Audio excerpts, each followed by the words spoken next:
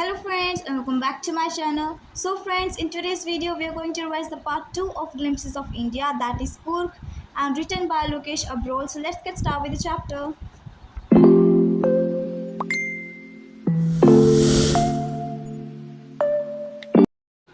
So friends, इस chapter में लोकेश अब्रोल हमें कूर्ग के बारे में बताते हैं कि कूर्ग कितना ब्यूटीफुल पीसफुल जगह है। ये कर्नाटका का एक डिस्ट्रिक्ट है और इस चैप्टर में राइटर हमें वहाँ की कॉफ़ी प्लांटेशन के बारे में बताते हैं, वहाँ के forest spices, wild life species और वहाँ के लोगों के बारे में भी बताते हैं और उनका रहन सहन, ये सभी चीज़ें इस चैप्टर में वो हमें बताते हैं। So now let start with the reading of the chapter. So midway between Mysore and coastal town of Mangalore sits a piece of heaven that must have been drifted from the kingdom of God. So यहाँ पर writer कहते हैं कि मैसूर और मैंगलोर के बीच में जो कि दो सिटीज़ है उसके बीच में एक पीस ऑफ हेवन है, यानी कि स्वर्ग का एक टुकड़ा। यहाँ पर इस स्वर्ग का एक टुकड़ा को कूर्ग कहा गया है क्योंकि कूर्ग की जो सुंदरता है वो बहुत ही ज़्यादा अनोखी है, जो सभी लोगों को अट्रैक्ट कर लेती है अपनी ओर। तो यहाँ पर इसलिए कहा गया है कि कूर्ग जो है वो एक पीस ऑफ हेवन है, जिसे देवताओं का जो घर होता है वो स्वर्ग होता है, तो उसी में से कुछ स्वर्ग का जो पार्ट था वो धरती पर लाकर कूर्ग में रख दिया गया है। Now this land of rolling hills is inhabited by a proud race of martial men, beautiful women and wild creatures. So जो कूर्ग है यहाँ पर बहुत सारे जो लोग हैं वो रहते हैं, यहाँ पर वाइल्ड लाइफ स्पीशीज़ भी बहुत वास्ट है। यहाँ पे जो मैन है यहाँ पर उनको डिस्क्राइब किया गया है ब्रेव कहकर, मार्शल यानी कि having to do with war, यानी कि ब्रेव मैन अगर हम शॉर्ट में कहें तो यहाँ पर ब्रेव मैन है, ब्यूटीफुल वीमेन है और वाइल्ड क्रिएचर्स भी हैं। So now Coorg and Kodagu, the smallest district of Karnataka, is home to evergreen forest spices and coffee plantations. Coorg जो है उसे कोडागू भी कहा जाता है और ये कर्नाटका का स्मॉलेस्ट डिस्ट्रिक्ट भी है, सबसे छोटा ज़िला है। और यहाँ पर एवरग्रीन फॉरेस्ट जो है वो लगे। एवरग्रीन फॉरेस्ट वो फॉरेस्ट होते हैं जिसमें पेड़ों के पत्ते बहुत कम गिरते हैं, कभी कभी गिरते हैं, और हमेशा जो है जंगल है वो हरा भरा दिखता रहता है। और यहाँ पर स्पाइसेस और कॉफ़ी प्लांटेशन भी बहुत ही ज़्यादा मात्रा में की जाती है। ना evergreen rain forest cover 30% of this district. During the monsoons it pours enough to keep many visitors away. अब जो एवरग्रीन फॉरेस्ट है वो इस पूरे डिस्ट्रिक्ट का 30% कवर करती है, यानी कि सबसे छोटा डिस्ट्रिक्ट है लेकिन फिर भी इसमें 30% रेन फॉरेस्ट प्रेजेंट है। और मानसून के टाइम पे इसमें इतनी ज़्यादा बारिश होती है कि विजिटर्स जो हैं यहाँ पर आ ही नहीं पाते हैं।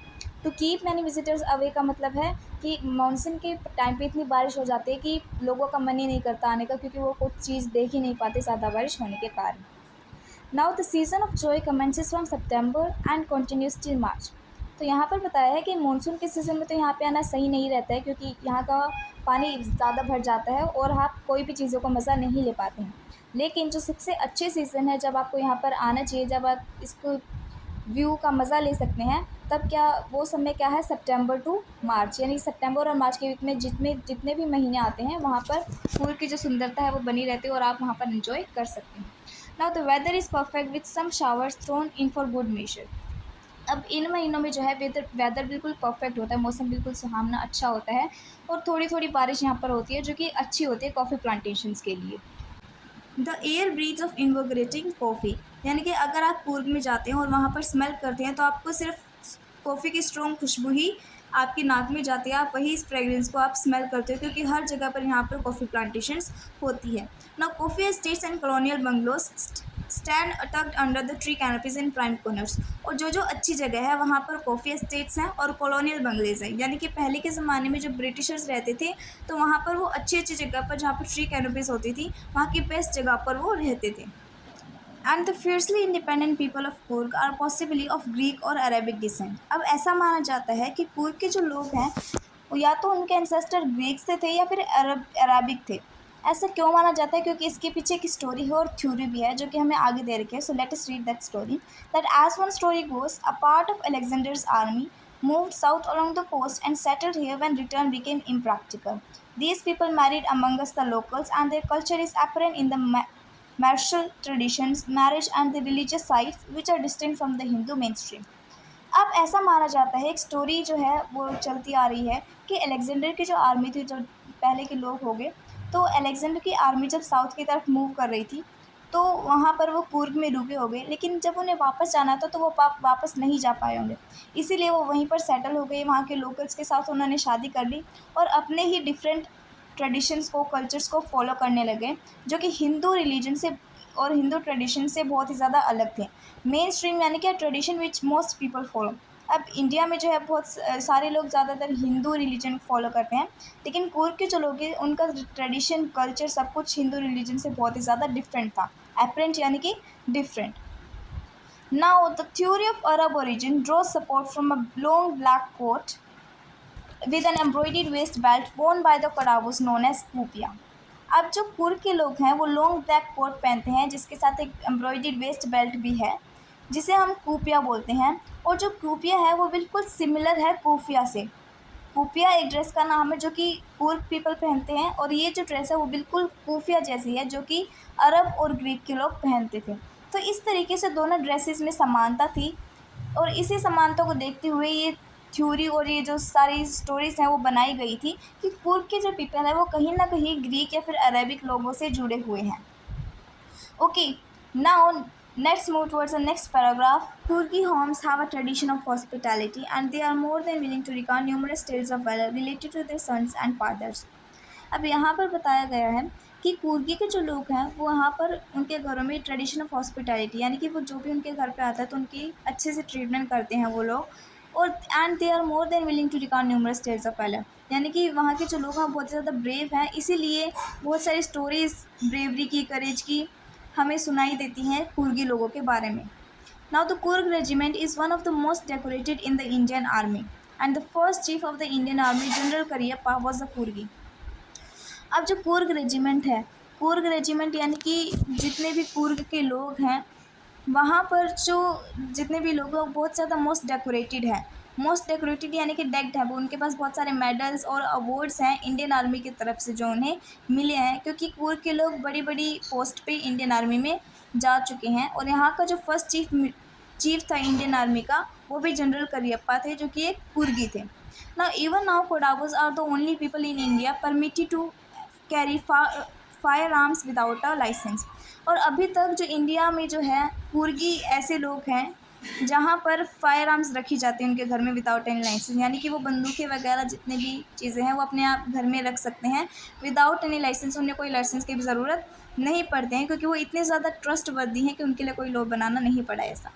Now the river Kaveri obtains it's water from the hills and the forest of Coorg.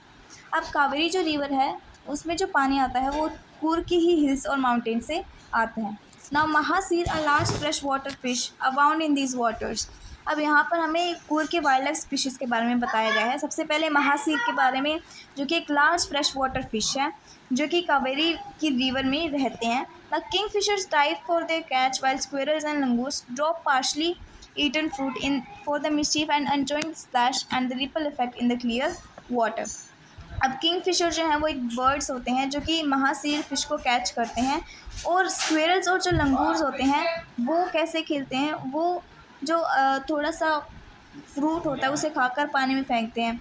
अब ये मिस्चीवियस यानी कि शैतानी करते हैं इस तरीके की, क्योंकि इनसे उन्हें मज़ा आता है। क्योंकि जब भी आप पत्थर फेंकते हो पानी में तो उसमें वहाँ पर एक राउंड राउंड सर्कल्स बनने लग जाते हैं, रिपल इफेक्ट बनने लग जाता है, तो उसी का एंजॉय करने के लिए वो ये सब करते हैं। Now the elephants enjoy being bath and scrubbed in the river by their mouths. अब जो एलिफेंट्स है वो भी रिवर कावेरी में जाकर नहाते हैं, मज़े करते हैं अपने माउथ्स के साथ, यानी कि अपने ओनर या फिर मास्टर के साथ। Now, the most laid-back individuals become converts to the life of high-energy adventure with the river rafting, canoeing, rappelling, rock climbing, and mountain biking. अब जो भी मोस्ट लेड बैक इंडिविजुअल्स यानी कि बहुत ज़्यादा रिलैक्स्ड या फिर लेज़ी जो लोग जो कि यहाँ पर घूमने के लिए आते हैं, वो भी बिल्कुल उनकी जो लाइफ है वो बिल्कुल हाई एनर्जी हो जाती है, उनमें बहुत ज़्यादा एनर्जी आती है जब वो वहाँ पर जो कुर्ग है वहाँ के स्पोर्ट्स को करते हैं।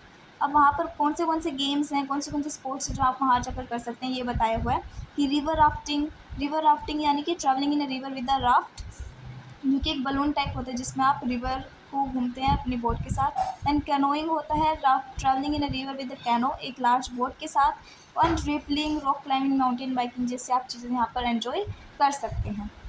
And also numerous walking trails in this region are a favourite with trekkers. अब जो ट्रैकिंग करने के लिए आते हैं उनके लिए सबसे मज़ेदार चीज़ क्या होती है, ट्रेल्स पर चलना। ट्रेल्स यानी कि पाथ क्रिएटेड बाय वॉकिंग। अब माउंटेन्स पे जो भी ग्रास होता है जब बार बार उस पर चला जाता है तो उसमें एक अलग सा पाथ क्रिएट हो जाता है, और ट्रैकर्स को वहीं पर चलने में उनका फेवरेट चीज़ होती है। Now the birds bees and butterflies are there to give you company. अब यहाँ पर जब आप ट्रैकिंग करते हैं या फिर अगर आप पूर्व में कहीं पर भी जाते हैं तो आपको बीज, बर्ड्स, बटरफ्लाइज हर जगह पर देखने को मिलती हैं। Then macaques, Malabar squirrels, langurs and slender loris keep a watchful eye from the tree canopy. अब यहाँ पर और भी एनिमल्स के बारे में बता रखा है जो कि आपको पूर्व में मिलेंगे। जैसे अगर आप फॉरेस्ट में जाते हैं तो वहाँ पर लंगूर्स, मालाबार स्क्विरल्स और मैकैक्स और स्लेंडर लोरिस जैसे एनिमल्स होते हैं जो कि ट्री की कैनोपी में रहते हैं, यानी कि बहुत ऊंची ऊंची रहते हैं। अब आप उनको, आपको पता नहीं चलता कि वो आपको देख रहे हैं, लेकिन वो हमें ऊपर से ही ऑब्जर्व कर रहे होते हैं। Now I do however prefer to step aside for wild elephants. अब जो वाइल्ड एलिफेंट्स हैं वो भी वहाँ पर फॉरेस्ट में मिले जाते हैं, लेकिन राइटर कहते हैं कि हमें वाइल्ड एलिफेंट से तो दूर ही रहना चाहिए। Now the climb to the Brahmagiri hills brings you into panoramic view of the entire misty landscape of पूरी। अब यहाँ पर पूर्व की 3 सबसे फेमस जगहों के बारे में बता रखा है जहाँ के आपको ज़रूर जाना चाहिए, जो कि बहुत ज़्यादा अच्छी जगह हैं। फर्स्ट है ब्रह्मगिरी हिल्स। ब्रह्मगिरी हिल्स अगर आप वहाँ पर चढ़ते हैं सबसे ऊंची ऊंची वाली हिल्स पे, तो आपको पूर्व का जो पूरा लैंडस्केप है पैनोरामिक, यानी कि पूरा वाइड व्यू पूर्व का आपको देखने को मिलता है। आप पूरे पूर्व को उस हिल से देख सकते हैं। Then walk across the rope bridge leads to the 64 acre island of निसर्गदमा। अब निसर्गदमा जो है वो एक आइलैंड है जो कि कुर्ग का ही एक पार्ट है, जो कि 64 एकड़ में फैला हुआ है। और वहाँ पर आप कैसे जा सकते हैं, एक रोप ब्रिज से, जो कि बहुत ज़्यादा उसमें मज़े आते हैं। ना the running into Buddhist monks from India's largest Tibetan settlement at nearby Bylakuppe is a bonus. अब इंडिया का जो लार्जेस्ट तिब्बतियन सेटलमेंट है, जो कि तिब्बत के सबसे ज़्यादा जो लोग रहते हैं वो कूर्ग में ही रहते हैं। और कूर्ग में कहाँ पर रहते हैं, बायलाक्यूपे जो जगह है उसके पास में ही तिब्बतियन लोग रहते हैं, और वो जो है बुद्धिस्ट मोंक्स हैं, यानी कि साधु हैं। Now the monks in red oak tree and yellow robes are among the many surprises that wait to be discovered by visitors searching for the heart and soul of India right here in।